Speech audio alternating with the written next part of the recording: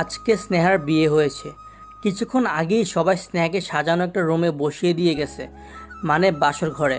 লম্বা ঘোমটা দিয়ে বসে আছে স্নেহা। বিয়ের আগে ছেলেকে একবার দেখেছে শুধু, এরপর আর দেখেনি। বাবার পছন্দের ছেলেকে বিয়ে করছে। ওর বাবা খুশি, এতে স্নেহা খুশি। আর কিছুই চাই না ওর। বিয়ের সময় ও বরকে দেখতে পারেনি, কারণ সারাক্ষণ ঘোমটার আড়ালে ছিল স্নেহা। এই দিনটা নিয়ে অনেক স্বপ্ন ছিল ওর। অচেনা অজানা মানুষের হাত ধরে নতুন জীবন শুরু করতে যাচ্ছে স্নেহা। আগে কি হয়েছিল কিছুই মনে রাখতে চায় না সে। এখন থেকে যা হবে ভালোই হবে। স্নেহা খুব মিষ্টি হাসি খুশি একটা মেয়ে, খুব চঞ্চল। ওর সাথে কথায় পারা যায় না। ইন্টার পরীক্ষা শেষ করে বিয়ে করে নিয়েছে, কারণ ওর বাবার ইচ্ছে। স্নেহার মা সেই ছোট্টবেলায় মারা গেছে। ওর ছোট ভাইয়ের জন্মের সময় তখন একটু একটু বুঝে স্নেহা। সেই থেকে বাবা আর ছোট ভাই হয়ে উঠেছে স্নেহার পৃথিবী। কিন্তু ছোট ভাইটাও 3 বছর আগে মারা গেছে।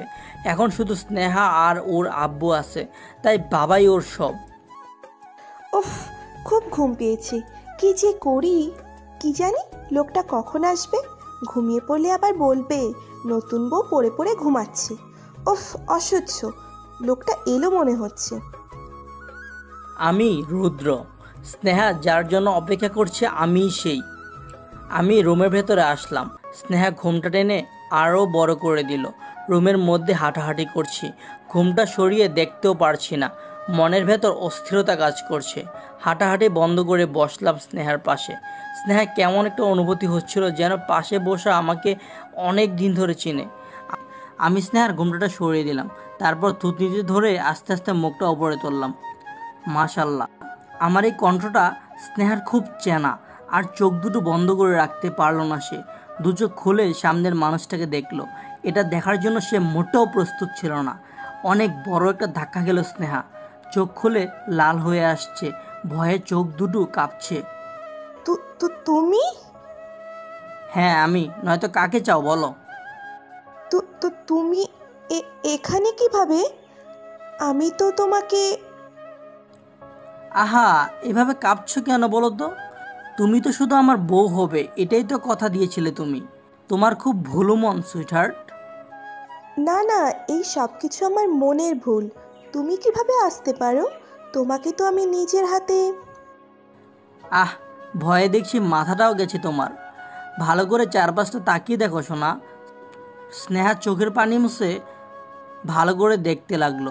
হ্যাঁ, একদিন এভাবেই বাসর ঘর সাজানোর কথা বলেছিল স্নেহা আমাকে। আমি রৌদ্র, যাকে এক নামে সবাই চিনে। আমি ঢাকায় থাকি, আর আমার বিশাল বড় পরিবার আছে যারা রাঙ্গামাটিতে থাকে।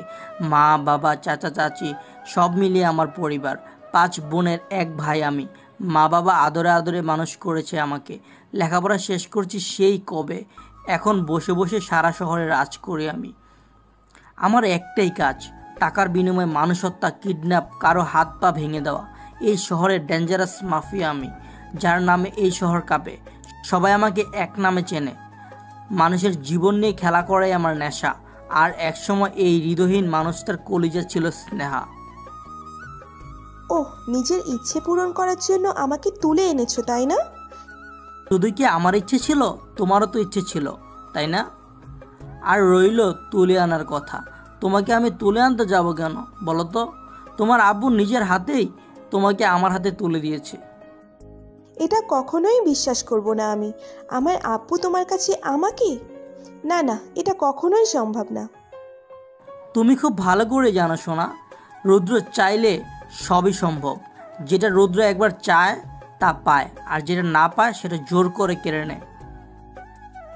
এমনি এমনি তোমার সাথে আমার বিয়ে আব্বু কখনোই দিবে না। আমার তো আদির সাথে বিয়ে ঠিক হয়েছিল, তাহলে তোমার সাথে কিভাবে? বলো, তুমি কি করেছো আমার আব্বুর সাথে? আমার কলার চেপে ধরেছি স্নেহা। Just relax sweetheart. তোমার আব্বু আমার শ্বশুরমশাই হয়। ওনাকে কি কিছু করতে পারি আমি? বিয়ের সময় পার হয়ে যাচ্ছিল, কিন্তু তোমার হবু স্বামী মানে ওই গাধা আদিটা বিয়ে করতে যেতে পারলো না। তাই তোমার আব্বুর খুব কষ্ট হচ্ছিল। তুমি তো জানোই আমি কারো কষ্ট সহ্য করতে পারি না, তাই আমি বিয়েটা করে নিলাম। আদি আসতে পারিনি মানে? তুমি আদির সাথে কি করেছো? কি হলো বলো? কিছুই করিনি, শুধু কয়েক ঘন্টার জন্য আটকে রেখেছিলাম। বিয়ের পর ছেড়ে দিয়েছি। কেন করলে আমার সাথে এমন? যেটা আমার সেটা অন্য কারো হতে দেব সেটা তুমি ভাবলে কি করে? তোমার পাশে কাউকে সহ্য করতে পারি না আমি। তুমি শুধুই আমার, শুধুই আমার। এত কিছুর পরেও কিভাবে বলতে পারছো এইসব? আমার উপর রাগ হচ্ছে না? ঘৃণা হচ্ছে না? রাগ আছে কিন্তু ঘৃণা নেই। আমি তো তোমাকে ভালোবাসি মন থেকে, কিভাবে ঘৃণা করি বলো? আমি যে তোমার মতো বিশ্বাসঘাতক কখনই হতে পারলাম না। আরে বাহ, রুদ্র চৌধুরী বিশ্বাস আর ভালোবাসার কথা বলছে। আরে তুমি তো সেটাই জানো না সম্পর্ক কি। তুমি শুধুই মানুষের জীবন নিয়ে খেলা করতে পারো। তোমার মতো মানুষকে ভালোবাসা যায় না। স্নেহার চুলের মুঠি ধরে নিজের কাছে নিয়ে এসে বললাম, সব কিছু জেনেই তো আমার কাছে এসেছিলে তুমি। ছাড়ো, লাগছে আমার। খুব লাগছে তাই না? আমারও লেগেছিল সোনা। জানো কোথায় লেগেছিল? শরীরে নয়, এই মনে। যখন এই বুকে তিনটা গুলি করেছিলে তুমি, আজ দেখো এই বুকেই মাথা রেখে সারা জীবন কাটাতে হবে তোমাকে। ছাড়ো আমাকে। সারা জীবন কেন, আর এক মুহূর্ত তোমার সাথে আমি থাকবো না। তুমি আমার আব্বুকে বোকা বানিয়েছো, কিন্তু আমাকে পারবে না। আমি এক্ষুনি আব্বুকে গিয়ে সব বলে দিব। কি বলবে শুনি? তুমি আসলেই কি সেটা বলে দিব। তাহলে তো আমাকেও সব বলতে হয়, শ্বশুরমশাইকে। মানে কি বলবে তুমি? যেটা তুমি এতদিন ওনার থেকে লুকিয়ে রেখেছিলে। আমি শিওর উনি এটা শুনলে সাথে সাথে হার্ট অ্যাটাক করবে, এমনকি মারাও যেতে পারে। না না না, এটা তুমি কখনোই করতে পারো না। আব্বুকে ছাড়া আমি বাঁচবো না। জানি সোনা, তুমি নিজের থেকেও বেশি ভালোবাসো তোমার আব্বুকে, তো এটা করতে বাধ্য করো না আমাকে। তুমি যতদিন আমার কাছে থাকবে তোমার আব্বুও বেঁচে থাকবে। বদলা নিচ্ছ তাই না? না, বদলা যদি কেউ নিতে জানে সেটা হলো তুমি। আমি তো শুধু আমার কথা রাখছি। বলেছিলাম না একদিন, তুমি আমার না তো কারো না। আজ ঠিকই তোমাকে নিজের করে নিলাম। রুদ্র কখনো কথার খেলাপ করে না।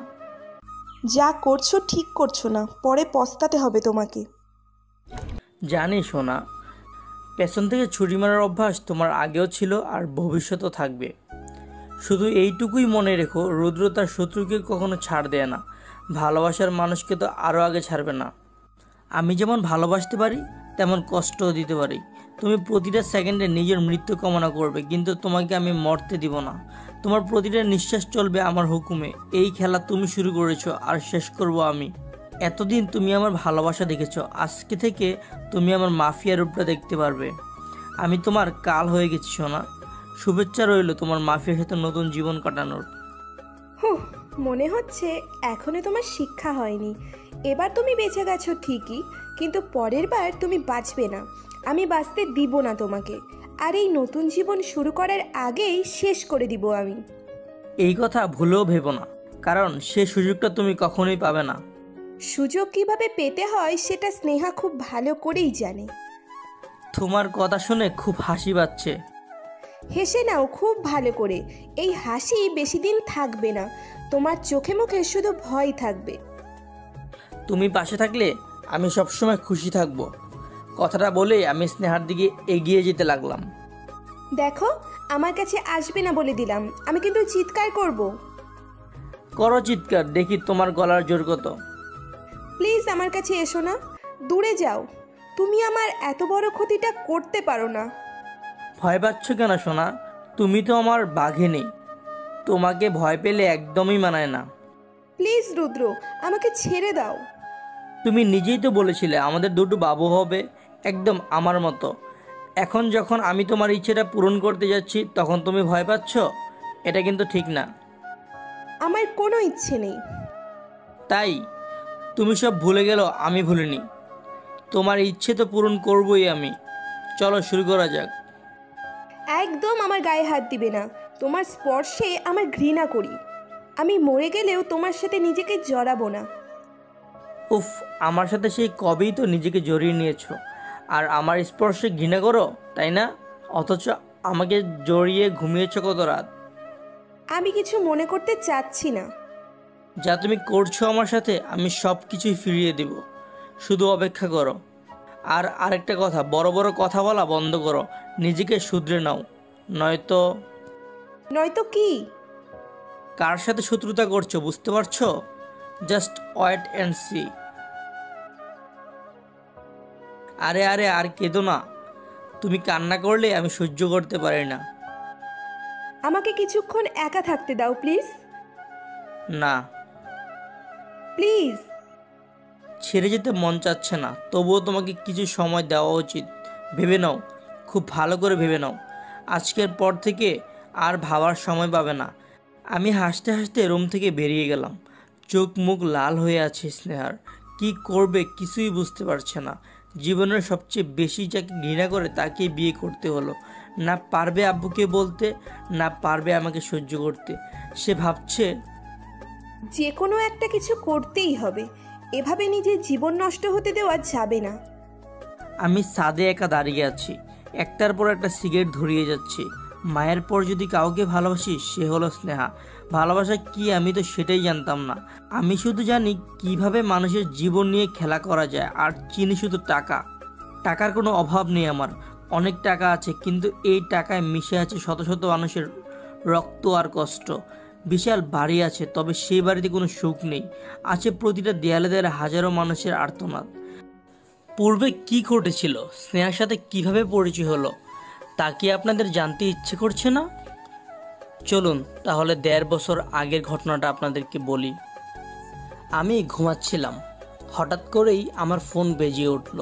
ফোনের স্ক্রিনে তাকিয়ে দেখলাম মা ফোন করেছে। হ্যালো আম্মু। তোকে খুব দেখতে ইচ্ছা করছিল, আসবি একবার? আমি আসতে পারবো না, কাজের অনেক চাপ। তোর কাজটা কি আমি সেটা খুব ভালো করেই জানি। এইসব ছেড়ে এবার বিয়ের কথা ভাব। বয়স তো অনেক হলো, বুড়োও হয়ে যাচ্ছিস, আর ছেলের বউয়ের মুখ দেখতে হবে না আমার? মা, এইসব কথা বাদ দাও। না, এইবার আর তোর কোনো কথাই শুনছি না আমি। আমার কি নাতি নাতনির মুখ থেকে দাদি ডাক শুনতে ইচ্ছা করে না নাকি? মা, এইসব কথা বাদ দাও, অন্য কিছু বলার থাকলে বলো। না, তুই কালকের মধ্যেই এখানে আসবি। তোর জন্য একটা মেয়ে দেখেছি, তুই আসলেই বিয়ে করে বউ ঘরে নিয়ে আসবো। মা প্লিজ, এসব বিয়ের ভূত মাথা থেকে বের করো, রাখছি এখন। শোন, তুই যদি আমার কোনো কথা না শুনিস তাহলে আমি এখন থেকে কিচ্ছু মুখে দেব না, না খেয়ে থাকবো। মা প্লিজ, ব্ল্যাকমেল করো না তো। আমার কিছু সময় লাগবে, এসব বিয়ে সম্পর্কে জড়াতে যাচ্ছি না। আমি এখন এইসবের জন্য একদম প্রস্তুত না। আর একটাও কথা শুনবো না আমি, অনেক সময় দিয়েছি তোকে, আর না। মা শোনো, হ্যালো মা, হ্যালো। রাগে গজগজ করতে করতে মা ফোন রেখে দিল। আনিতা চৌধুরী, মানে আমার মা, খুব জেদি কিন্তু মনটা খুব ভালো।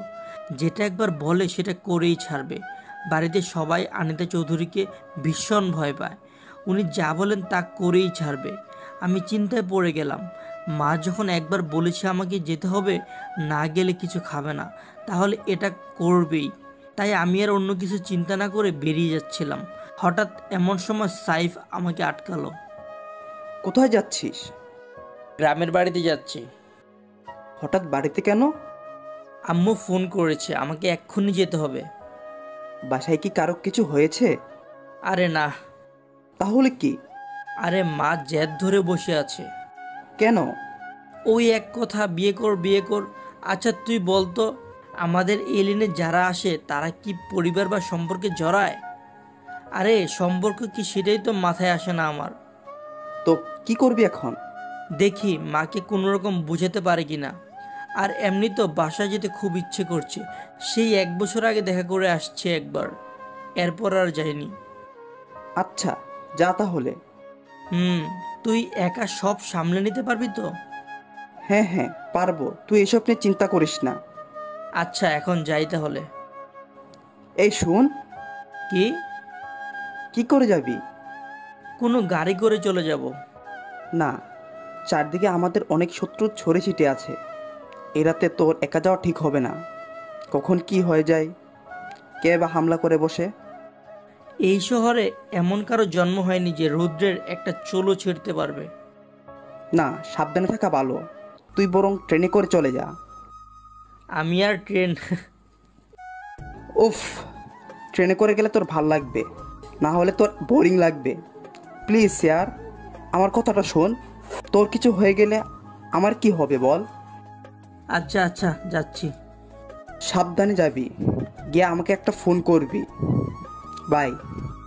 আমি বেরিয়ে পড়লাম। সাইফ হলো আমার কলিজার দোস্ত, দুজনেই খুব ভালো বন্ধু, একে অপরকে ছাড়া অচল। সাইফ আমার জন্য নিজের জীবনও দিতে পারে, নিতেও পারে। সেই কখন থেকে ট্রেনে বসে আছি, ট্রেন ছাড়ার কোনো নামগন্ধও নাই, এজন্যই ট্রেনে উঠি না আমি। অবশেষে ট্রেন ছাড়লো, চারপাশে মানুষের কোলাহল, ওফ অসহ্য লাগছে আমার। তাই কানে হেডফোন গুঁজে ফোনের দিকে মনোযোগ দিলাম। কিছুক্ষণ পর গাড়ি নরসিংদী স্টেশনে থামলো। কেউ একজন আমার সামনে দাঁড়িয়ে আছে, কিছু বলছে, কিন্তু কি বলছে তা আমার কানে পৌঁছাচ্ছে না। আমি তাকিয়ে দেখি আমার সামনে একটি মেয়ে দাঁড়িয়ে আছে। মেয়েটি আর কেউ না, স্নেহা। লম্বা লম্বা চুল, কোমর বেয়ে নিচে নেমে যাচ্ছে, চোখে গাঢ় কাজল, গোলাপি রঙের ঠোঁট, আকাশি রঙের একটা স্কার্ট, হাতে ভারী রঙের কিছু চুড়ি, আর কাঁধে একটা স্কুল ব্যাগ। এই যে হ্যালো। স্নেহার ডাকে আমার ঘোর কাটলো, কান থেকে হেডফোনটা খুলে ফেললাম। কিছু বলছেন? আমি কি ওই সিটটা পেতে পারি? কেন? আসলে জানলার পাশে বসতে খুব ভালো লাগে আমার। ঠান্ডা ঠান্ডা বাতাস, সাথে বাইরের প্রাকৃতিক দৃশ্য, ওফ, সব মিলিয়ে অসাধারণ। আমি কোনো উত্তর না দিয়ে সরে গেলাম এবং আমার জায়গাটা স্নেহাকে দিয়ে দিলাম। ধন্যবাদ। আমি কোনো উত্তর দিলাম না, হঠাৎ স্নেহা হাত বাড়িয়ে দিয়ে বলল, হাই, আমি স্নেহা। ইউ? আমি রুদ্র। একটু মোড নিয়ে কথাটা বললাম। বাপরে বাপ, কি গম্ভীর লোক একটা। আবার কানে হেডফোন গুঁজে দিলাম। স্নেহা বাইরে তাকিয়ে আছে আর দেখছে। বাতাসে ওর চুলগুলো আমার মুখে এসে বাড়ি লাগছে। অন্য কেউ হলে এতক্ষণে চুল ধরে কেটে দিতাম, কিন্তু আজ আমার রাগ হচ্ছে না, ভালোই লাগছে। চুলগুলো থেকে এক অদ্ভুত গন্ধ পাচ্ছি আমি। দু চোখ বন্ধ করে গন্ধটা অনুভব করার চেষ্টা করলাম। হঠাৎ স্নেহা চুলগুলো সরিয়ে নিয়ে বলল, সরি সরি সরি, দেখতে পাইনি আমি। It's okay. আচ্ছা, কোথায় যাচ্ছেন আপনি? রাঙামাটি। ও, আমিও তো সেইখানেই যাচ্ছি ঘুরতে। আপনিও নিশ্চয়ই ঘুরতে যাচ্ছেন। না, আমার বাড়ি সেখানে। Wow, so sweet. জানেন, আমারও খুব ইচ্ছে পাহাড়ের চূড়ায় বাড়ি করার। আমি কোনো উত্তর দিলাম না। এই নিন, চিপস খান। No thanks. ওকে। স্নেহা একা একা খেয়ে নিল চিপসগুলো, তারপর আবার চকলেট বের করলো ব্যাগ থেকে। এই নিন চকলেট। No thanks. আজব লোক তো। রাত 11টা বাজে। সেই কখন থেকে একা একা বকবক করছে স্নেহা, আমার কোনো খেয়ালই নেই সেই দিকে। আচ্ছা, আপনি এত গোমরামুখো কেন? মানে? মানে মুখে একটুও হাসি নেই। এতে আপনার কোনো সমস্যা? না, আমার কোনো সমস্যা হতে যাবে কেন, কিন্তু হাসলে মন ভালো থাকে। আমি কি একটা বারও বলেছি যে আমার মন খারাপ? বলেননি, কিন্তু এইটুকু বোঝার ক্ষমতা আমার আছে। এই মেয়ে এত কথা বলো কেন? বারে, আমি কখন কথা বললাম? আপনি যদি আমাকে চিনতে পারতেন তাহলে এত কথা কখনই বলতে পারতেন না। ও আচ্ছা, আপনি কি কোনো সেলিব্রিটি? জানেন, আমার অনেক দিনের ইচ্ছে একজন সেলিব্রিটির সাথে পিক তুলব। আজ মনে হয় ইচ্ছেটা পূরণ হয়ে গেল। আমাকে কথা বলার কোনো সুযোগ না দিয়েই ব্যাগ থেকে ফোন বের করে 2-3টে সেলফি তুলে নিল স্নেহা। আমি মনে মনে ভাবলাম, হে আল্লাহ, এ কোন পাগলের পাল্লায় ফেলেছ আমাকে। আচ্ছা, সামনে কি কোনো স্টেশনে গাড়ি থামবে না? এই যে আপনাকেই বলছি। কি সমস্যা কি আপনার? বলছিলাম গাড়ি কি থামবে না? কেন? না মানে খুব খিদে পেয়েছিল, তাই আর কি। আমি কিছু না বলে সোজা নিচের দিকে তাকালাম। নিচে চিপস, বিস্কিট, চকলেট, নানা ধরনের কাগজ পড়ে আছে, যা এতক্ষণ ধরে স্নেহা খেয়ে যাচ্ছে। তারপর স্নেহার দিকে বড় বড় চোখ করে তাকালাম। আসলে আমার একটু পরপর খিদে পায়, তাই। সামনের স্টেশনে গাড়ি থামবে, তখন যত খুশি খেয়ে নিয়েন। আচ্ছা, আপনারও কি খিদে পেয়েছে? তাহলে একসাথে গিয়ে খেয়ে নিব। হে আল্লাহ, এ কোন ঝামেলায় পড়লাম, কিছু তো বলতেও পারি না। এতটা রাস্তা কিভাবে পার করব এই পাগলের সাথে, পাগলির সাথে। হে আল্লাহ, তুমি আমার রক্ষা করো। আমি স্নেহার বকবক থেকে বাঁচার জন্য মাথা উপরে তুলে সিটে হেলান দিয়ে বসে কানে হেডফোন গুঁজে গান শুনছি। স্নেহা আমার অনেকটা কাছে এসে এক কান থেকে একটা হেডফোনের তার নিয়ে গান শুনতে লাগলো, কিন্তু সেই দিকে আমার কোনো খেয়াল নেই। ছি ছি, এইসব গান মানুষ শোনে নাকি? স্নেহার চিৎকারে হঠাৎ আমার হুঁশ এলো। এই অবস্থা দেখে আমি হাঁ করে আছি। স্নেহা একদম আমার গা ঘেঁষে বসে আছে। কি বাজে! আপনার রুচি একদমই ভালো না। মানে?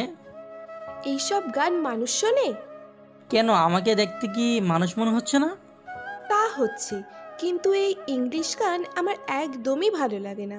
আপনার ভালো না লাগলে আমার কিছু করার নেই। অবশ্যই করার আছে। জানেন, আমি হিন্দি কথা বলতে পারি। হিন্দি গান তো খুব প্রিয় আমার। নেহা কক্করের গান খুব ভালো লাগে আমার।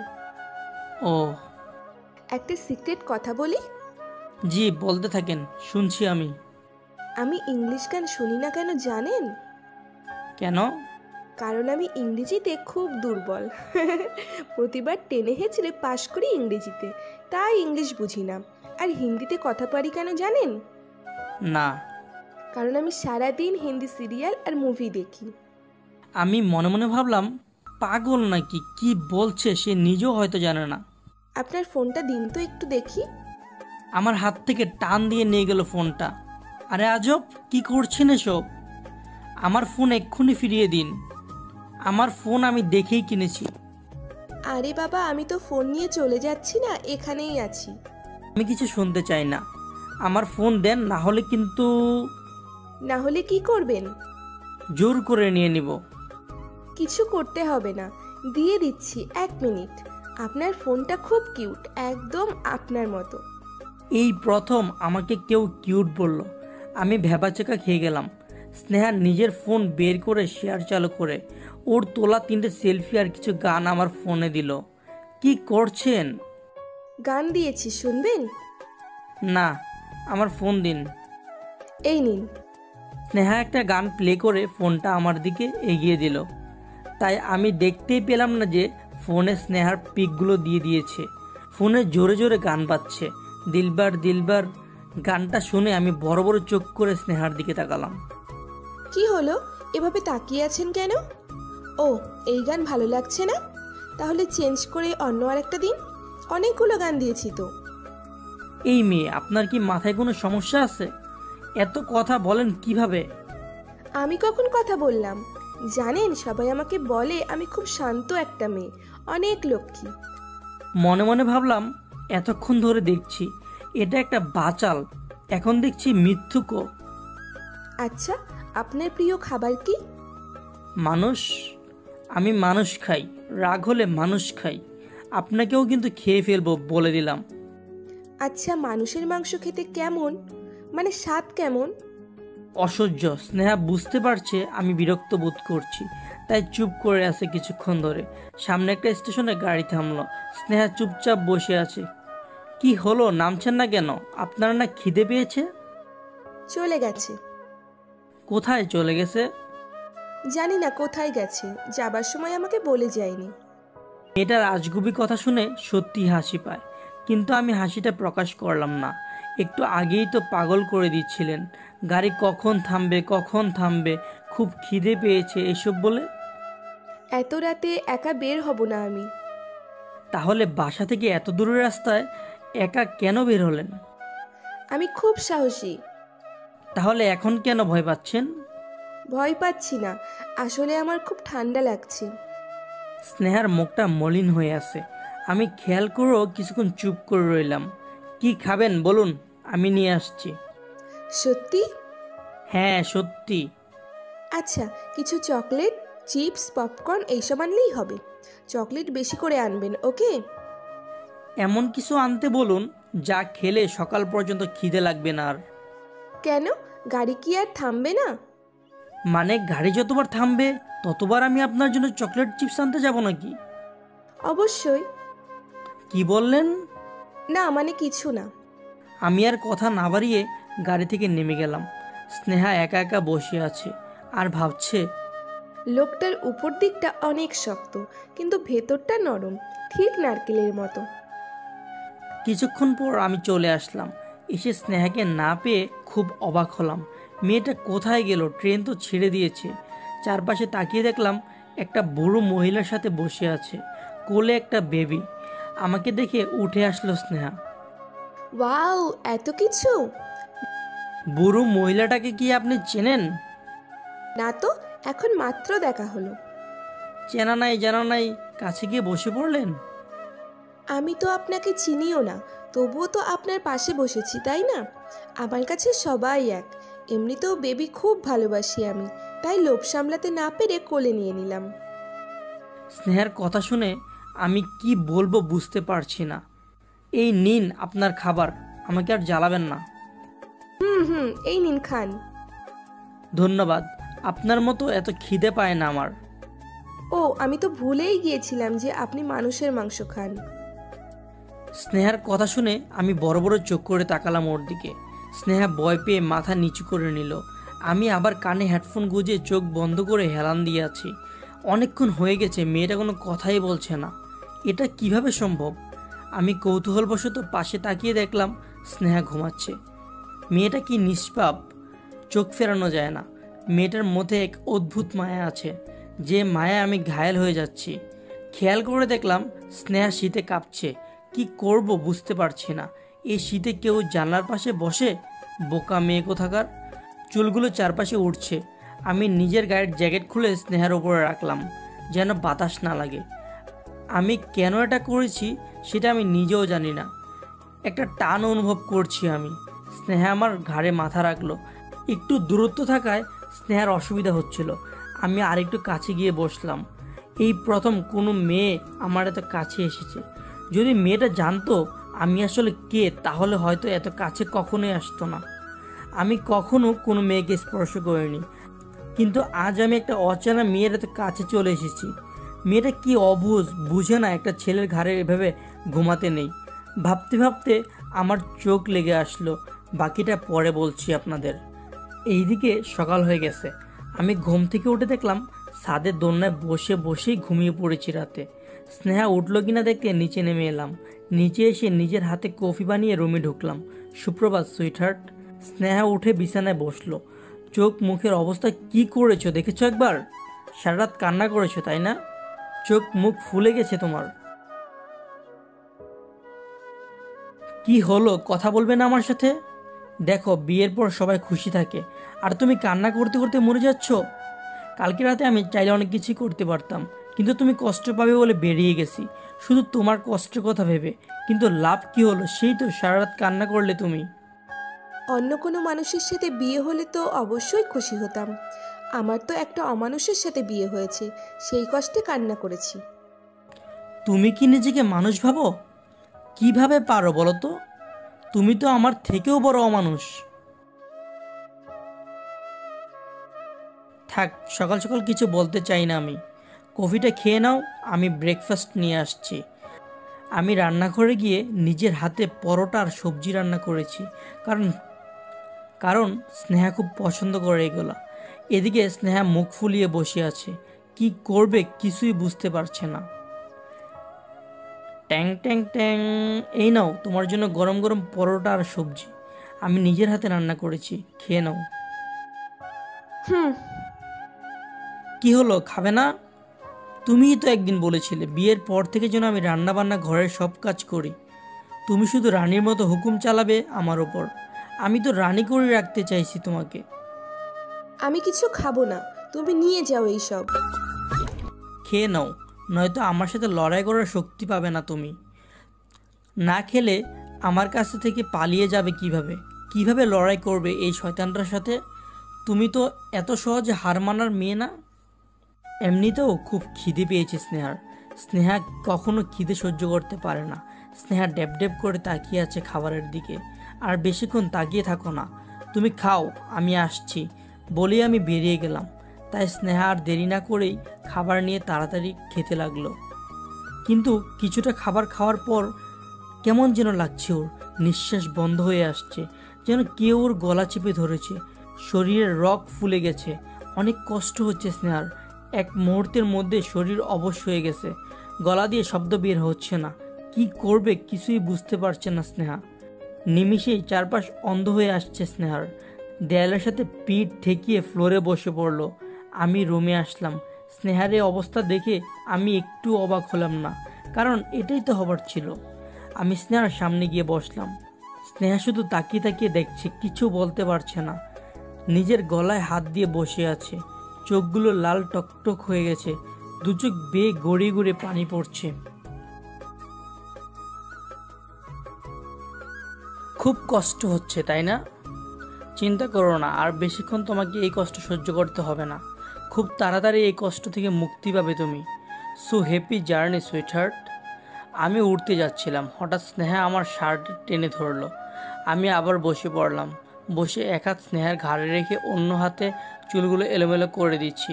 স্নেহাকে বললাম, জানো, আজ আমি তোমার চোখে বাঁচার ইচ্ছে দেখতে পাচ্ছি। এটাই তো দেখতে চেয়েছিলাম আমি। 3 মাস আগে যেমনটা আমার চোখে ছিল, কিন্তু তুমি বাঁচাওনি আমাকে। জানো স্নেহা, আমি কখনো নিজের জীবনের প্রতি মায়া ছিল না, কারণ আমি জানতাম যে কোনো সময় আমার মৃত্যু হতে পারে, আর এর জন্য আমি সবসময় প্রস্তুত ছিলাম। কিন্তু যেদিন থেকে তুমি আমার জীবনে আসলে, ভালোবাসার সাথে সাথে বাঁচার ইচ্ছেটাও বাড়তে লাগলো। একটা সময় আমি ভয় পেতে লাগলাম, যদি আমি চলে যাই তোমাকে ছেড়ে, তোমাকে তো আর দেখতে পারবো না, স্পর্শ করতে পারবো না, ভালোবাসতে পারবো না, কারণ আমি তো মরার পর জাহান্নামে যাব, আর তুমি যাবে জান্নাতে, কারণ তুমি খুব নিষ্পাপ। কিন্তু যে তুমি আমাকে বাঁচার স্বপ্ন দেখালে, যে তুমি আমাকে নতুন জীবন দিলে, সেই তুমি নিজের হাতে আমার জীবন নিয়ে নিলে। তোমার হাত একটুও কাঁপেনি সেই দিন। আমার রক্তে তুমি উৎসব করেছিলে, আমার কষ্টে তুমি শান্তিতে ঘুমিয়েছিলে। কিন্তু আমি যে তোমার কষ্ট সহ্য করতে পারছি না। তুমি মরে গেলে আমি কিভাবে বাঁচবো বলো? আমার বাঁচার উৎসটাই যে তুমি। আমি স্নেহার কপালে একটা চুমু এঁকে দিলাম, তারপর স্নেহাকে একটা ট্যাবলেট খাইয়ে দিলাম। কিছুক্ষণের মধ্যেই ঘুমিয়ে পড়বে তুমি, আর কষ্ট হবে না। ঘুম থেকে উঠলেই দেখবে একদম সুস্থ তুমি। আমি কি তোমাকে কষ্ট দিতে পারি বলো? আমি যে খুব ভালোবাসি তোমাকে। চিন্তা করো না, এত তাড়াতাড়ি মারবো না তোমাকে, ধীরে ধীরে কষ্ট দিয়ে মারবো। বলেই স্নেহাকে বিছানায় শুয়ে দিলাম, আর বললাম, তুমি এখন ঘুমাও, আমি একটু কাজে বাইরে যাচ্ছি। তুমি ঘুম থেকে ওঠার আগে আমি চলে আসব, তারপর আমি পৌঁছে যাই সাইফের বাসায়। কিরে, হঠাৎ এখানে আসলে যে? কোনো সমস্যা? কেন, আমি কি আসতে পারি না তোর বাসায়? তা কেন পারবি না? কিন্তু অনেক দিন হলো তুই এই পথ ছেড়ে দিয়েছিস। আপাতত এই পথ ধরার জন্য আসিনি, তোর কাছে এসেছি অন্য একটা দরকারে। কিন্তু দরকার হলে আবার পথ ধরবো। তুই স্নেহাকে সব কিছু বুঝি বলিসনি কেন? ও বুঝবে না, সেদিনও বুঝিনি, আজও বুঝবে না। প্রতিশোধের আগুনে অন্ধ হয়ে গেছে। সত্য মিথ্যে বুঝার ক্ষমতা অনেক আগেই হারিয়ে ফেলেছে। আমি কি ওর সাথে কথা বলবো? না, তোকে অন্য একটা কাজ করতে হবে। কি কাজ? ওই দিন যা হয়েছিল, কেন হয়েছিল, কে করিয়েছে, আর কেনই বা করিয়েছে, সব কিছুর প্রমাণ চাই আমার। আচ্ছা, চিন্তা করিস না, সব পেয়ে যাবি। তো আমি আসি রে, আবার দেখা হবে। সে কি, এইমাত্র আসলি, এখনই চলে যাবি? বস এখানে, অনেক দিন হলো, শুধু ফোনে কথা হয় কিন্তু দেখা তো হয় না। আজ আমি তোকে মন ভরে দেখব। না, অন্য আরেকদিন দেখিস। আজ আসি, বাসায় অনেক কাজ। কিসের কাজ? আর স্নেহা কোথায়? ও ঘুমাচ্ছে, তাই ও ঘুম থেকে ওঠার আগেই আমি গিয়ে রান্নাবান্না করে ফেলি। ঘুম থেকে উঠেই তো ঝগড়াঝাটি শুরু হবে আমাদের, পরে আর রান্নাও করা হবে না, খাওয়া হবে না। তোকে দেখলে খুব অবাক লাগে, কিভাবে পারিস বলতো? কি করব বল, খুব ভালোবাসি যে তাকে। আজও বুঝতে পারলাম না তোকে। আসি, ভালো থাকিস। আমি আবার রওনা দিলাম বাড়ির উদ্দেশ্যে। মনে হাজারো কষ্ট, সব কষ্ট হাসি মুখে মেনে নিচ্ছি আমি, শুধু একটাই কারণ, তা হলো স্নেহা। বাসায় এসে আমি আনন্দের সাথে রান্না করছি, আর স্নেহা পড়ে পড়ে ঘুমাচ্ছে। আমি রান্নাবান্না শেষ করে স্নেহাকে ডাকতে এলাম। এই যে মেরে মিসেস, উঠিয়ে বলেই স্নেহার পাশে বসে মাথায় হাত বুলিয়ে দিতে লাগলাম। এই ওঠো না, একটু ঝগড়া করি। উফ, কি হলো? ব্যথা করছে কোথায়? গলায়। কাঁদে না সোনা, তুমি উঠে ফ্রেশ হয়ে নাও, আমি কফি নিয়ে আসছি। খাবো না কফি। আর তুমি আমার সাথে কথা বলবা না, বলে দিলাম। কেন, আমি আবার কি করলাম? কি করছো মনে হয় তুমি জানো না? আচ্ছা আচ্ছা, আগে কফিটা খেয়ে গলা ঠিক করে নাও, পরে আমার সাথে ঝগড়া করো। না, লাগবে না। আমি কিছু না বলে চলে গেলাম রান্নাঘরে কফি বানাতে। স্নেহা বুঝতে পারছে না কি চাইছি আমি। সে মনে মনে ভাবছে, রুদ্র আমাকে মারতে চেয়েও কেন মারলো না? এত কিছুর পরেও কেন বাঁচালো আমাকে? তাহলে কি রুদ্রের মনে মনে অন্য কোনো বড় প্ল্যান আছে? ভাবতে ভাবতেই কফি নিয়ে চলে আসলাম আমি। এই নাও, তুমি বসে বসে কফি খাও, আমি গোসল করে আসছি। আমি আসলেই তুমি গোসল করতে যাবে, ঠিক আছে? আচ্ছা। তাহলে একসাথে যাই। কি? কিছু না বলেই দৌড়ে বাথরুমে চলে গেলাম আমি। কফিটা বেশ ভালো বানাই আমি, একবার খেলেই বারবার খেতে মন চায়। স্নেহা কফি খেতে খেতে বেরিয়ে আসলাম আমি। এত তাড়াতাড়ি শেষ? যদি তুমি পালিয়ে যাও, তাই আর দেরি করলাম না। তুমি এতটাও বোকা না যে তোমার শিকার খোলা আকাশে ছেড়ে রাখবে। এই বাড়ির চারপাশে অনেক অনেক লোক আছে তোমার। এটা আমার চেয়ে ভালো আর কেউ জানে না। এর জন্যই তো তোমাকে এত ভালোবাসি আমি। খুব তাড়াতাড়ি সব বুঝে যাও তুমি। হুম। সারা জীবন আমার সাথেই থাকতে হবে তোমাকে, এটাও বুঝে নাও। তোমার মতো মাফিয়ার সাথে আমি সারা জীবন থাকবো? কখনোই না। আমাকে তুমি মাফিয়া হতে বাধ্য করেছো।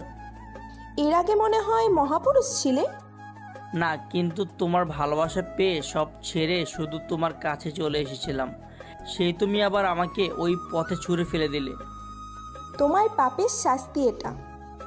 হ্যাঁ, ওই পাপের শাস্তি যেটা আমি কখনো করিনি। আমি এইসব নিয়ে এখন কথা বলতে চাইছি না। বললে অনেক কিছুই বলা যায়। গোসল করে নিচে আসো, আমি খাবার দিচ্ছি টেবিলে। গোসল করে কি পরবো? ভুলে গেছো মনে হয়। তুমি নিজেই অনেক কাপড় কিনে কিনে আমার ড্রয়ারে রেখেছিলে বিয়ের পর পরবে বলে। এখন তো সেই সময় এসে গেছে। এখনো রেখে দিয়েছো সেগুলো? তো কি করব, তুমি যেমন আমার কাছে অনেক প্রিয়, তেমন তোমার প্রতিটা জিনিসও আমার কাছে অনেক প্রিয়।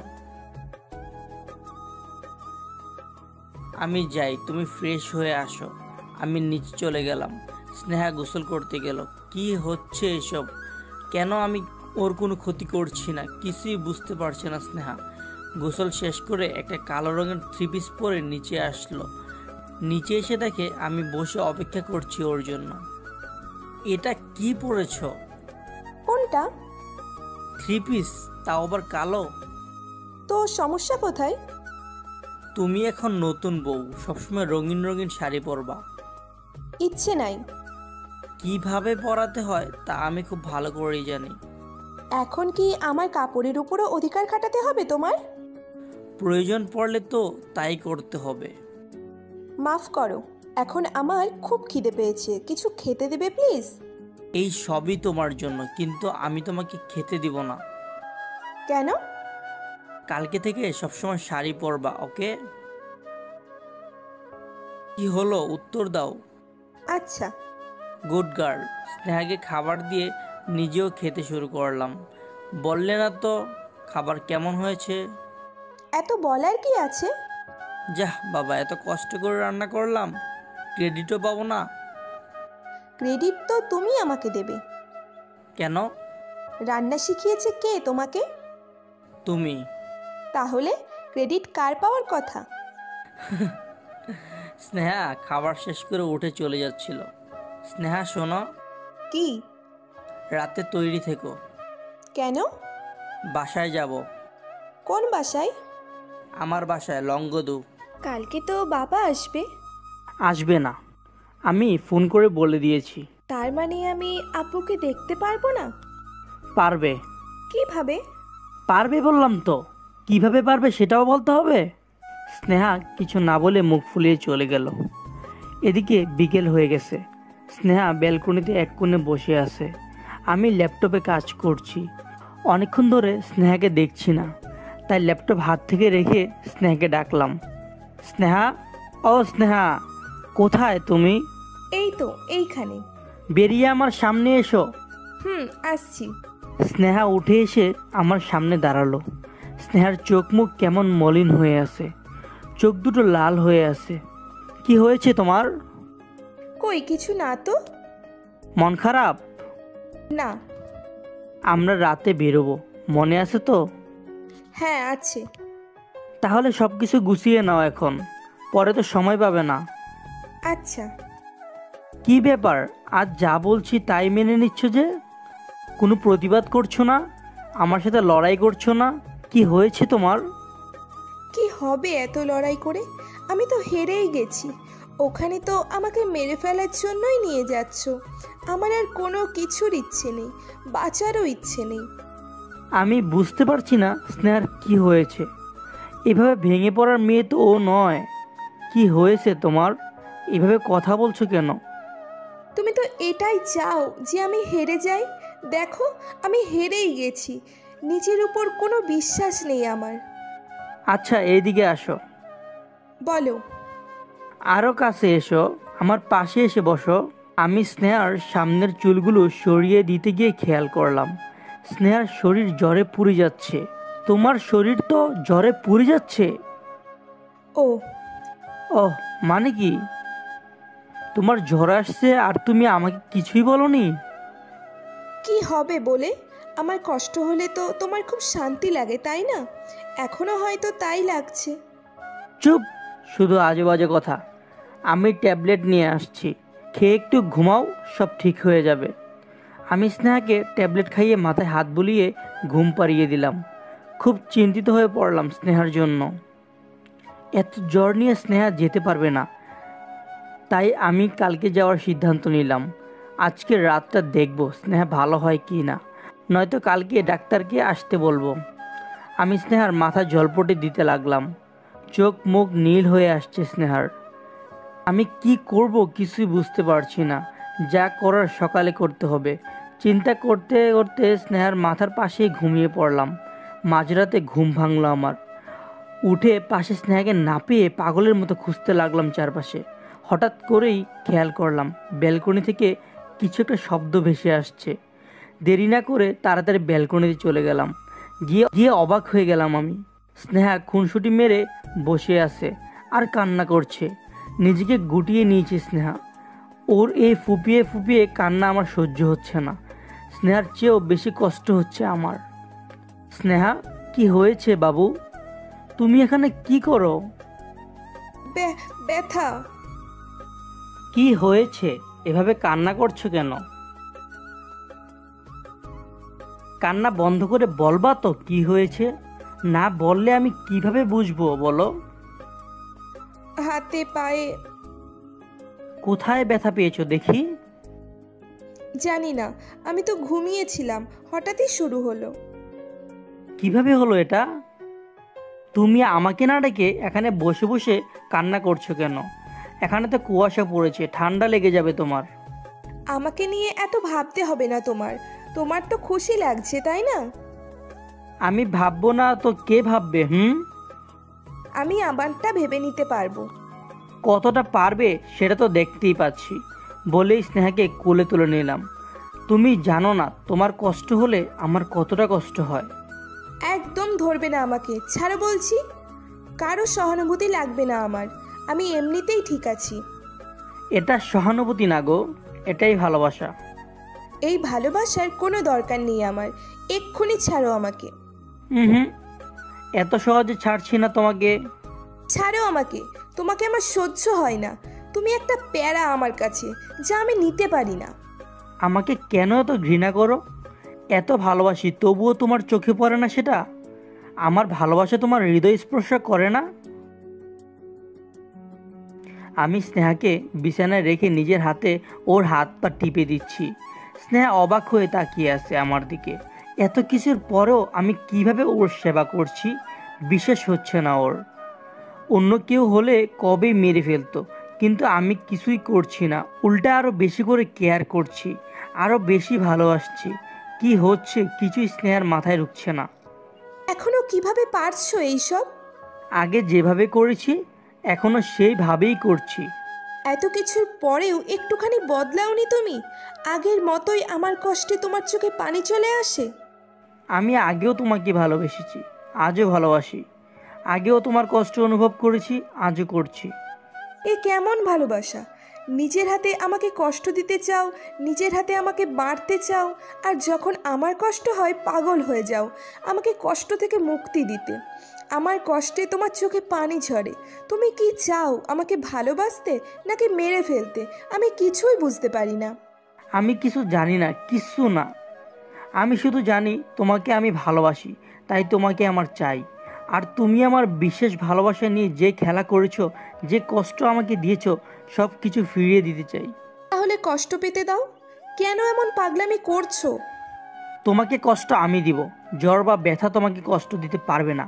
তাদের কোনো অধিকার নেই তোমার উপর। তুমি শুধুই আমার। এই কথায় খুব হাসি পায় স্নেহার, তবুও না হেসে হাসিটা চেপে ধরে রেখেছে। ওরা যদি আসতে চায় কি করবে তুমি? কি আবার করব, ওদের মেরে ভূত বানিয়ে দিব। তাই? হুম। তোমাকে বুঝতে পারি না আমি। তোমার আসল রূপ কোনটা? এইসব কি মিথ্যা? তোমার এই ভালো রূপটা কি মিথ্যা? মনকে জিজ্ঞেস করো, দেখো মন কি বলে। চোখ? চোখ তো অন্য কিছু বলে। দেখো স্নেহা, মাঝে মাঝে চোখের দেখাতেও অনেক বড় ভুল হয় আমাদের। তাই যা করার বুঝে শুনে করো। একটা ভুল ধারণা সব নষ্ট করে দেয়। স্নেহা চুপ করে রইল। ওর আর বলার কিছুই নেই। কি হয়েছে আর কি হবে এসব ভাবলে মাথার ভেতর যন্ত্রণা শুরু হয়। আমি মন দিয়ে স্নেহার হাত পা টিপে দিচ্ছি। আমার মুখে এখন কোনো রাগ নেই, শুধু কিছু অভিমান লুকিয়ে আছে, কিছু কষ্ট। কিছুক্ষণ পর স্নেহা ঘুমিয়ে পড়ল। আমি স্নেহাকে বুকে তুলে নিলাম। স্নেহা নিস্তব্ধ হয়ে ঘুমাচ্ছে আমার বুকে। স্নেহার গায়ের উত্তাপে আমি প্রচণ্ড গরম হয়ে গেছি। আমি ওকে মন দিয়ে দেখছি। এই তো সেই পাগলিটা, যাকে দেখেই মুগ্ধ হয়েছিলাম আমি, যার পাগলাম ও চঞ্চলতায় মাতাল হয়েছিলাম আমি। আজও মনে পড়ে সেই রাত, সেই অচেনা রাস্তা, সেই ছোট্ট ছোট্ট বায়না। তখন 2টা বা 2:30 বাজে। স্নেহা ঘুমিয়েছিল আমার কাঁধে মাথা রেখে। জানলা দিয়ে ঠান্ডা বাতাস আসছে। এমন সময় ঘুম ভেঙে গেছিল স্নেহার। ঘুম থেকে উঠে এমন কিছু দেখবে সেটা স্নেহা আশা করেনি। উঠে তাড়াতাড়ি নিজেকে গুছিয়ে নিল। আমার চোখে চোখ পড়তেই লজ্জায় লাল হয়ে চোখ নামিয়ে নিয়েছিল স্নেহা। আই এম সরি, আসলে আমি বুঝতে পারিনি কখন যে ঘুমিয়ে পড়লাম। It's okay. কিছু মনে করবেন না প্লিজ। ওকে। স্নেহা উঠে যাওয়াতে আমার কেমন যেন একটা শূন্যতা অনুভব হচ্ছিল, কিন্তু এটা কেন হচ্ছিল কিছুই বুঝতে পারলাম না। আচ্ছা, আমরা কখন চট্টগ্রাম পৌঁছাবো? আরও কিছুক্ষণ পর। ও আচ্ছা, আপনার বাড়িতে কে কে আছে? বাবা, মা, 5 বোন, কাকা, কাকি, একটা কাকা তো বোন, দাদি, এরাই আমার পরিবার। আপনার 5 বোন? ভাই নেই? না, 5 বোনের এক ভাই আমি, সবার ছোট। আপনার কে কে আছে? আজ প্রথম অচেনা কারোর সাথে মন খুলে কথা বলছি আমি। ও, আমার শুধু আব্বু আছে, উনিই আমার পৃথিবী। আর কেউ নেই? না। আপনার মা কোথায়? উনি মারা গেছেন অনেক আগেই। ও সরি। It's okay. আচ্ছা, আপনাদের জয়েন্ট ফ্যামিলি তাই না? জানেন, জয়েন্ট ফ্যামিলি আমার খুব ভালো লাগে। তাই? তা কেন ভাল লাগে শুনি?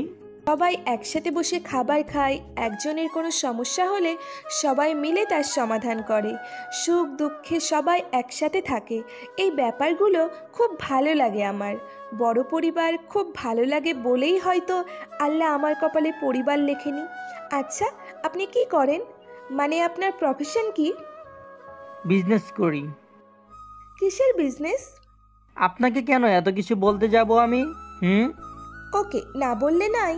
আমি কলেজে পড়ি, ইন্টার ফার্স্ট ইয়ারে। গুড। আচ্ছা, আপনি কি হাসতে জানেন না? না। তাই তো এমন। একদিন আন্টিকে পেলে জিজ্ঞাসা করব আপনি এমন কেন। আন্টি কে? আপনার মা। আমার মাকে কোথায় পাবেন আপনি? পেয়ে যাব হঠাৎ করেই কোনো একদিন। ও আচ্ছা, বেবি কেমন লাগে আপনার? একদমই বাজে, শয়তানের আরেক রূপ। মোটেও না, বাচ্চারা ফেরেশতা হয়। তাই? হ্যাঁ, বাচ্চা আমার খুব ভালো লাগে। ইচ্ছে করে এতিমখানা থেকে একটা বাচ্চা এনে আমার সাথে রাখি। মেয়েটার সব কথাতেই মায়া আছে। এ কোন মায়াবতীর মায়ায় জড়িয়ে যাচ্ছি আমি যতই চোখ নামিয়ে নিচ্ছি স্নেহার উপর থেকে, ততই যেন দেখতে ইচ্ছে করছে তাকে। এ কেমন মায়া! আর বেশিক্ষণ এভাবে চললে মনে হয় পাগল হয়ে যাব আমি। আর বেশিক্ষণ নেই, কিছুক্ষণ পরেই ট্রেন চট্টগ্রাম স্টেশনে পৌঁছে যাবে। তখন দুজন দুই দিকে চলে যাব। কথাটা মনে হতেই কেমন যেন একটা লাগলো আমার। আচ্ছা, আপনার জীবনের ইচ্ছে কি? কিছু না। এমন আমার হয় নাকি?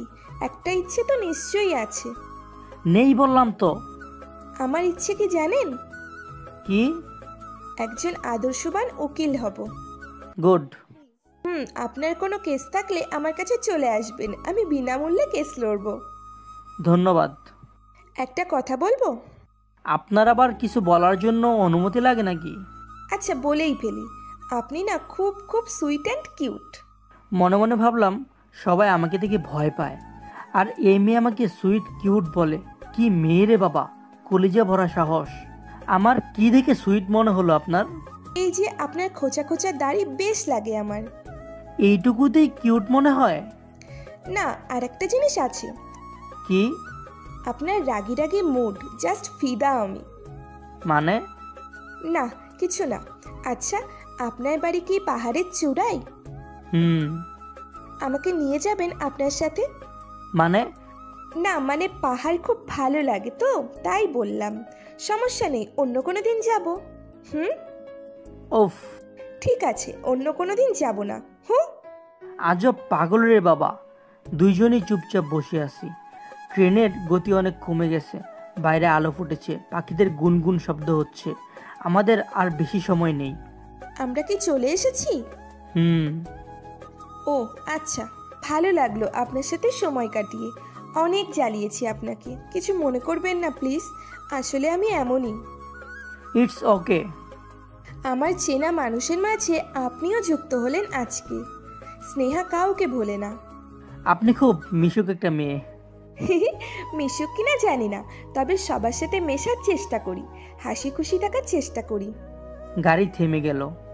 সময় এক আজব বস্তু। দেখুন, কিছু সময়ের পরিচয় মাত্র কত কথা হয়ে গেল। একজন অচেনা অজানা মানুষকে চেনা হয়ে গেল। আপনার জন্য হয়তো খুব বিরক্তিকর ছিল সারা রাতটা, আমার জন্য বিশেষ কিছু ছিল, সব কিছু মনে রাখার মতো। আসি তাহলে, আবার হয়তো কখনো দেখা হবে, আমি ঠিক চিনে নিব। আমি আর স্নেহা দুজনেই দুই দিকে চলে যাচ্ছিলাম। এমন সময় স্নেহা দাঁড়িয়ে পড়ল। শোনেন, ভালো থাকবেন, নিজের খেয়াল রাখবেন। আপনিও। স্নেহা একটি মিষ্টি হাসি দিয়ে পেছন ফিরে চলে গেল। আমি দাঁড়িয়ে রইলাম এক জায়গায়, যেন খুব কাছের কেউ দূরে সরে যাচ্ছে। মিষ্টি মেয়েরা জাদু করে দিয়ে গেল আমাকে। মনে মনে ভাবলাম, আচ্ছা এই রাতটা কি ফিরে আসবে আবার? স্নেহা কি আবার আসবে আমার কাছে কোনো এক অজানা টানে? আমি বাসায় পৌঁছাতে পৌঁছাতে বিকেল হয়ে গেল। বিশাল এক জমিদার বাড়ি আমাদের। আমার বাবা এখানকার চেয়ারম্যান। অনেক জায়গা জমি আছে আমাদের। এক সীমানা থেকে অন্য সীমানায় শুধু পাহাড় আর গাছপালা।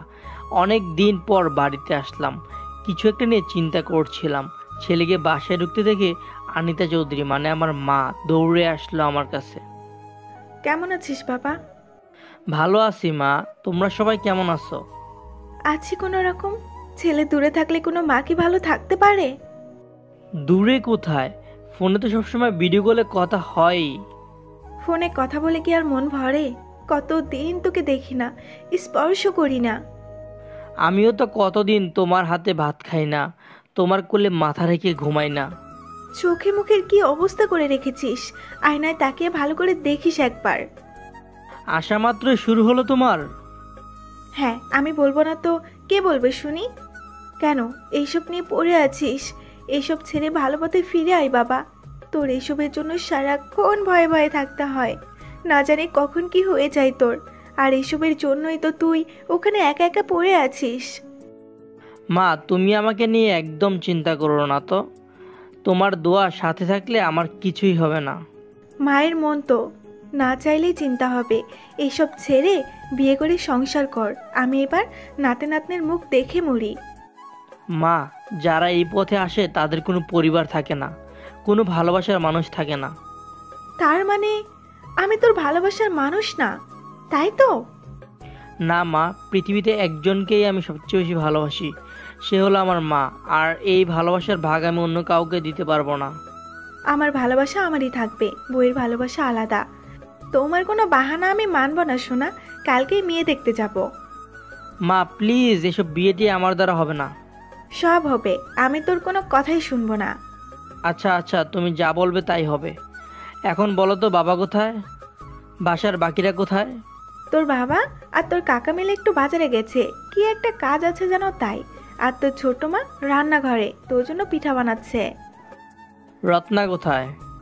রত্নার শিউলি বাইরে ঘুরে বেড়াচ্ছে হয়তো, সে কখন থেকে বলে যাচ্ছে ভাইয়া কখন আসবে কখন আসবে, আর এখন নিজেই হাওয়া হয়ে গেছে। এই মেয়েকে নিয়ে আর পারি না। রত্না হলো আমার ছোট বোন, আর শিউলি কাকাতো বোন। আমার বড় 4 বোনের বিয়ে হয়ে গেছে, তারা শ্বশুর বাড়িতে থাকে। আমি হাত থেকে ব্যাগটা রেখে রান্নাঘরে চলে গেলাম ছোট মার কাছে। ছোট মা, কেমন আছো তুমি? তোকে দেখে ভালো না থেকে পারি? কি কি রান্না করেছো, খেতে দাও তাড়াতাড়ি, খুব খিদে পেয়েছে। তুই রুমে গিয়ে ফ্রেশ হয়ে নে, আমি টেবিলে খাবার দিচ্ছি। আচ্ছা, আমি রুমে ঢুকলাম। অনেক দিন পর নিজের রুমে ভালোই লাগছে আমার। আমার মা ছাড়া এই রুমে কেউ আসে না। আমি বাড়িতে আসলেই এই রুমের দরজা খোলা হয়। বাথরুমে গিয়ে ফ্রেশ হয়ে বেরিয়ে আসলাম। বাইরে ছোট মার ডাক শুনে রুম থেকে বেরিয়ে খাবার টেবিলে চলে যাই। টেবিলে ভরা খাবার, নানা রকমের পিঠে, পায়েস, সেমাই, মাছ, মাংস সব রান্না করা হয়েছে। এসব দেখে আমি অবাক হলাম না, কারণ আমি জানি এমনটাই হবে আর সবসময় হয়। ছোটো মার কোনো ছেলে নেই বলে নিজের ছেলের মতোই আমাকে ভালোবাসেন। ছোটো মা, আব্বুরা আসেন এখনো? না, ওরা আরো পরে আসবে, তুই খেয়ে নে। এত কিছু কি খাওয়া যায়? খেতে হবে, এমনিতে বাড়ি থেকে দূরে থাকিস, বছরে একবার ইচ্ছে হলে আবার চলে যাস। মন চাইলেই তোকে ভালোবেসে কিছু রান্না করে খাওয়াতে পারি না। আচ্ছা আচ্ছা, মন খারাপ করো না, আমি একটু একটু করে সব খেয়ে নিচ্ছি। কি ভাইয়া, একা একাই খাবে নাকি? তোকে রেখে কিভাবে খাই বল? এই তো ঠিকই খেয়ে যাচ্ছিস। আয় বস এখানে। আমাকেও খাইয়ে দে ভাইয়া। আগে বল, কেমন আছিস তোরা? তোদের লেখাপড়া কেমন চলছে? অনেক ভালো, অনেক। তোমার বিয়ে হবে শুনে আরও ভালো হয়ে গেছি। আমি জানি তো বিয়ের কথা শুনে তুমিও খুব খুশি। দাঁড়া, তোকে দেখাচ্ছি আমি কতটুকু খুশি। আমি রত্নাকে ধরতে গেলে দৌড়ে চলে যায় রত্না আর শিউলি। কি পাকা হয়েছে দুটো। তোর বোন তো তোর মতোই হয়েছে। ছোট মা, তুমিও? আচ্ছা আচ্ছা, আর কিছু বলবো না, খেয়ে নে। আমি চুপচাপ খেয়ে নিলাম। আজ যেন একটু বেশিই খেয়ে ফেলেছি, যার জন্য পেট ব্যথা শুরু হয়ে গেছে। আমার বাবা বাড়ি ফিরেছে সন্ধ্যায়। বাবা আর কাকার সাথে কথা বলে রুমে গিয়ে শরীর ছেড়ে শুয়ে পড়লাম। শরীর খুব ক্লান্ত এই একদিনের জার্নিতে। শুয়ে পড়ার সাথে সাথেই লেগে আসলো আমার চোখটা। কখন যে ঘুমিয়ে পড়ছি নিজেও জানি না। সকালের সূর্যের আলো সোজা আমার চোখের উপর এসে পড়লো জানলা দিয়ে। আজ আর উঠতে ইচ্ছে করছে না। চোখ মেলে তাকালাম, বাহ, আজকে সকালটা খুবই শান্ত। এখানে শহরের মতো কোলাহল নেই, এখানে শুধু প্রকৃতির শব্দ, প্রকৃতির সৌন্দর্য। বাইরে নানা রকমের পাখির ডাক। কেন জানি আজকে সকালটা খুব মিষ্টি লাগছে। এসব কথা ভাবতে ভাবতে আমার রুমে ঢুকলো মা। কি রে, আর কত ঘুমাবি? ওঠ এবার। আর একটু ঘুমাই না মা। না না, উঠে তৈরি হয়ে নে, বেরোতে হবে। এত সকাল সকাল কোথায় যাব? আর একটু ঘুমাই না প্লিজ। না না, আজকে মেয়ে দেখতে যাব। মেয়ের কথা শুনে এক লাফে উঠে বসলাম। মেয়ে মানে?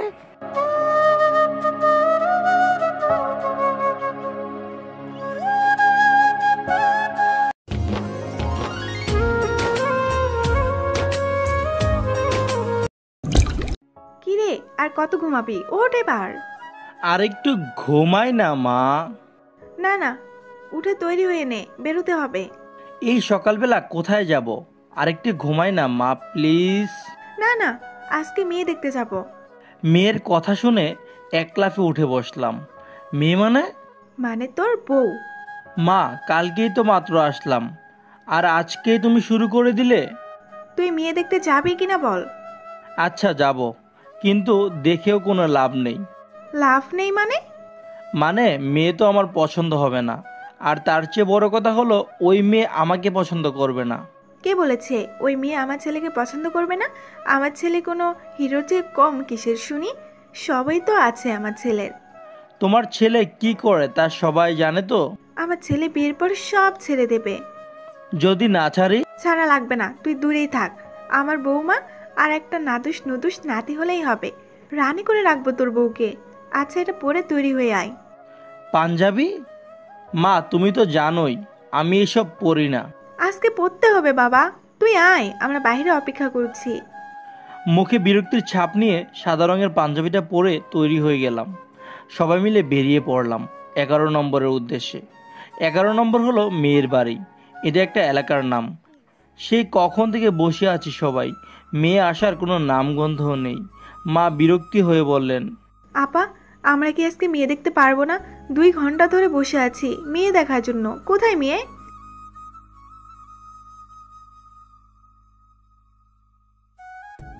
আরও 30 মিনিট পর আন্টি মেয়ে নিয়ে হাজির হলো। ইয়া বড় এক ঘোমটা দিয়ে সবার সামনে বসলো। আমার মা মেয়ের ঘোমটা সরিয়ে দিয়ে আমাকে দেখতে বলল। আমি মেয়ের দিকে তাকাতেই আমার চোখ বড় বড় হয়ে গেল। এই তো সেই ট্রেনের মেয়েটা, এ কিভাবে সম্ভব? রুদ্র, তোরা একা কথা বলে আয়। লজ্জা লজ্জা ভাব নিয়ে বললাম, এইসবের কি দরকার মা? তোমরা যা বলবে তাই হবে। আনিতা চৌধুরী বড় বড় চোখ করে আমার দিকে তাকালো। আচ্ছা আচ্ছা, যাচ্ছি। মেয়েটা আমাকে নিয়ে একটা রুমে চলে গেল। পাশাপাশি দুজন বসে আছি। আমি নীরবতা কাটিয়ে বললাম, আপনি কি আমাকে আগে থেকে জানতেন? না, আসলে আমাকে যে আজকে দেখতে আসবে এটাই আমি জানতাম না। কি বলছেন? হ্যাঁ, ঠিকই বলছি। আমাকে ঘোরার কথা বলে এখানে আনা হয়েছে। এখানে যে আমার বিয়ের ফাঁদ করে রাখা হয়েছে তা আমি কখনো কল্পনাও করিনি। মুখ দিয়ে কোনো কথা বের হচ্ছে না। 1 মিনিট, আপনি কি আমাকে... আপনার যদি কোনো সমস্যা না থাকে তাহলে আমি রাজি। আসলে ট্রেনে আপনার অ্যাটিটিউড দেখেই আপনাকে আমার ভালো লেগে যায়। ভাব দেখো, লজ্জাবতীর মতো লতিয়ে যাচ্ছে, আবার সব সত্য কথা বলে দিচ্ছে। তবে মেয়েটার তাকানো, হাসি, কথা বলার স্টাইল সব কিছুই পাগল করার মতো। আপনার জায়গায় অন্য কেউ হলে আমি কখনোই বিয়ে করতাম না। আমি যদি আপনাকে বিয়ে করতে রাজি না হই? আমি সেটাই মেনে নেব, কারণ আমি জানি জোর করে কখনো ভালোবাসা আদায় করা যায় না। আমি আর কোনো কথা না বলেই বেরিয়ে আসলাম। মা, আমরা দুজনেই রাজি। আমার কথা বলার স্টাইল দেখে মা আন্টি দুজনেই আমার দিকে তাকিয়ে আছে। কি রে মা, তুই সত্যিই রাজি তো? হ্যাঁ খালা, আমি রাজি। এরপর মা বিয়ের দিন তারিখ ঠিক করে বাসায় চলে আসলাম। বিকেলে বাসার ছাদে দাঁড়িয়ে আছি, চোখ বুলিয়ে দূরের পাহাড়গুলো দেখছিলাম। আসলেই কত সুন্দর এই প্রকৃতি, চারিদিক সবুজ সমারোহ। স্নেহার একটা কথা হঠাৎ করে আমার মনে পড়ে গেল। মেয়েটা বলেছিল পাহাড়ের চূড়ায় একটি বাড়ি করার কথা। মেয়েটা পাহাড় খুব ভালোবাসে হয়তো। আমি বুঝতে পারছি না কি হলো আমার। যে ছেলে মানুষ মারতে হাত কাঁপে না সে প্রকৃতি অনুভব করছে। যে মেয়েটার সাথে মাত্র কিছুক্ষণের জন্য দেখা কথা, কেন ওই মেয়েটাকে ভুলতে পারছি না? কত কত প্রশ্ন ঘুরপাক কাচ্ছে মাথায়, কিন্তু কোনো উত্তর নেই। পেছন থেকে হঠাৎ মায়ের গলার স্বর শুনতে পেলাম। হ্যাঁ মা, আমি সত্যিই রাজি। আমি যে মাফিয়া এটা আমার মা আমার শ্বশুরবাড়ি থেকে গোপন রেখেছেন। স্নেহাও কিছু জানে না, আর জানবে কিভাবে? আমি তো তাকে কিছু বলিনি। খুব ধুমধাম করে আমাদের বিয়ে হলো। আমরা দুজনেই খুব আনন্দে দিন কাটাতে লাগলাম। হঠাৎ একদিন স্নেহার আচরণে পরিবর্তন লক্ষ্য করলাম। কি হয়েছে স্নেহা, মোড অফ কেন? আপনি যে একজন মাফিয়া সেটা আমার থেকে লুকিয়েছেন কেন? আসলে বলবো বলবো করে বলা হয়নি। আমি আপনার সাথে থাকতে পারবো না, আমাকে ডিভোর্স দিয়ে দিন। সেটা কখনোই সম্ভব না। আমি তোমাকে নিজের থেকেও বেশি ভালোবাসি। দরকার নেই আমার কোনো মাফিয়ার ভালোবাসার, মুক্তি চাই আমি। আমি নেহাকে ডিভোর্স দিতে রাজি হলাম না। তাই স্নেহা প্ল্যান করে আমার বন্দুক দিয়েই আমাকে খুন করে। স্নেহা ভেবেছিল আমি মারা যাব, কিন্তু মহান আল্লাহ তাআলার ইচ্ছায় আমি বেঁচে গেলাম। তারপরের ঘটনা তো আপনারা সবাই জানেন। আর স্নেহা এখন তার ভাগ্যকে মেনে নিয়ে আমাকে মেনে নিয়েছে। আমরা এখন আবার সুখে ঘর করতে শুরু করেছি। আর আমি এখন সব খারাপ কাজ ছেড়ে দিয়েছি। আমাদের কুল আলো করে একটি ফুটফুটে ছেলে হয়েছে, তাকে মানুষের মতো মানুষ করতে হবে। সবাই দোয়া করবেন আমাদের জন্য আর আমাদের ছেলের জন্য।